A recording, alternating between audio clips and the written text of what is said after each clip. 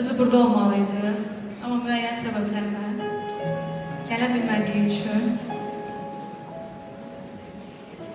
üzrxahlıq da elədi mənə. Burada olsaydı ikimiz birlikdə ifa edəcəkdik. Təbii ki, onun üçün sürpriz eləmişdim. Amma özüm ifa edəcəm. Hacı Nazım bəstəsi. Çox sevdiyim bir bəstələrdən biridir. İlk dəfədir mən onu Kəndinə Gəl verilişməyə ki, baxmışsınız, izləmişsiniz, orada ifa etmişdi, amma bunu ilk dəfə ora tək səsləndirirəm.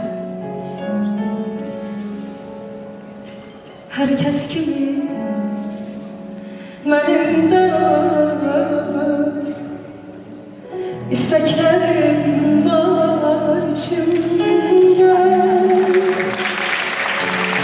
Ağ kətanlar, ağ şəkillər, çərçivələr